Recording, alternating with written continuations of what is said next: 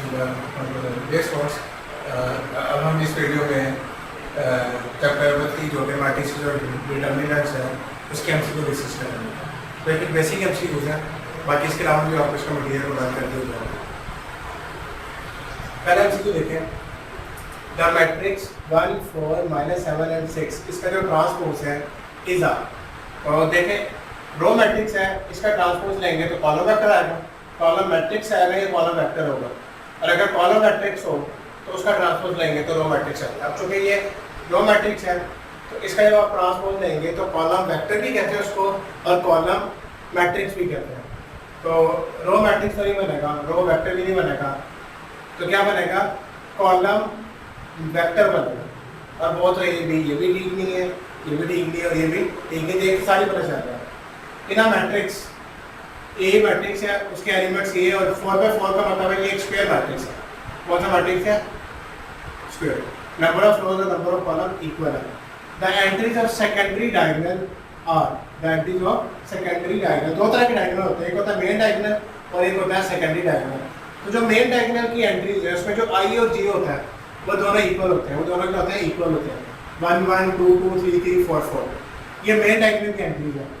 लेकिन जो secondary diagonal है ना, उसकी एंट्रीज का तरीकाकार क्या है कि आप देखें, चूंकि 4x4 का मैट्रिक्स है तो उसमें जो सबस्क्रिप्ट है, पहला एलिमेंट और दूसरा एलिमेंट, पहला एलिमेंट होगा 1 2 3 4 1 2 3 4 और जो दूसरा एलिमेंट होगा वो होगा 4 3 2 1। तो ये बात हमें याद रखनी है कि इसकी तरतीब होगी, सेकेंडरी के लिए बता रहा हूँ, वो 1 to 4 होगी, 1 to 4, और जो इसकी तरतीब होगी वो होगी 4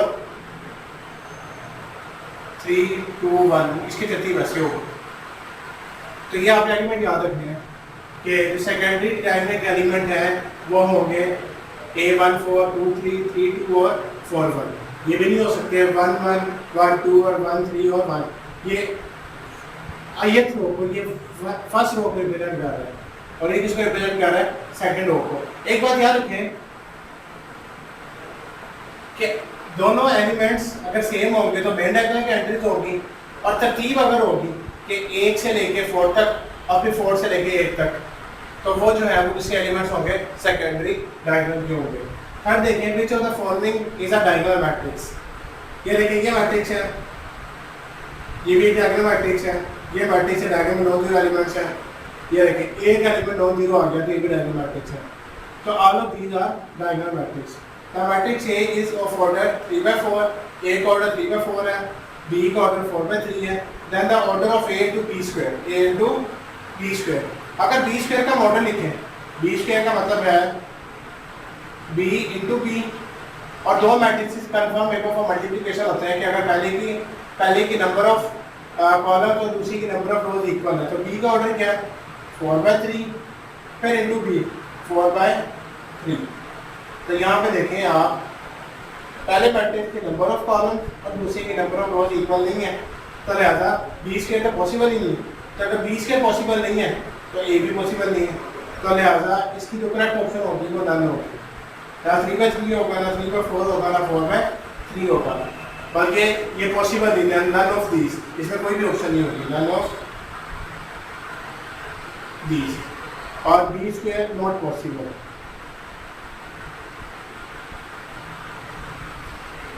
देखिए order of matrix E 50/30 and order of matrix F 30/40। तो वो कह रहे हैं कि number of elements of EF बताएं, number of elements of EF बताएं। यानी कि अगर हम लिखें तो order of EF, number of elements of EF बराबर हो गए, इनमें 30 कॉमन है, 30 को इग्नोर कर दें, बाकी 50 × 40 करें, 50 मल्टीप्लाई में 40 करेंगे तो हमारे पास 2000 आ जाएगा। तो इसका जो करेक्ट ऑप्शन है वो क्या है आपके पास 2000, वो क्या है 2000। और अगर EF का, ये तो नंबर ऑफ एलिमेंट्स आ गए,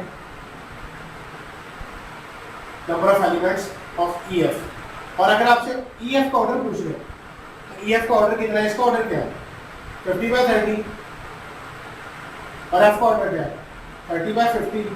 तो जो EF जो नया मैट्रिक्स बनेगा उसका ऑर्डर होगा 50/40, 50/40। 40। नेक्स्ट स्टूडेंट इस मैट्रिक्स को देखें, ये देखें दो मैट्रिक्स का प्रोडक्ट है, तो प्रोडक्ट तब पॉसिबल होती है कि पहले की कॉलम्स और दूसरे की रोज इक्वल हो। तो इसमें कितने कॉलम है, इसका ऑर्डर क्या है 3/1 और इसका ऑर्डर क्या है 1/3। तो जो करें पहले के कॉलम और ये इक्वल है, तो जो नया मैट्रिक्स बनेगा उसको जो ऑर्डर होगा वो क्या होगा 3/3। तो 3/3 इसमें एक ही मैट्रिक्स है, तो इसकी पैटर्न ऑप्शन क्या होगी, ये वाली ऑप्शन होगी। नेक्स्ट देखें, अगर ए मैट्रिक्स इसके इक्वल है तो a into z of a is equal to this। इस वर्ड से डिराइव याद रखें कि a into z of a वो इक्वल टू होता है a into I matrix, a into I matrix. तो जो I मैट्रिक्स है उसके जो एलिमेंट्स होते हैं 1 0 0 1, और इसको I2 इसलिए कहते हैं कि ये स्क्वायर मैट्रिक्स है, 2 रोज है और 2 कॉलम है।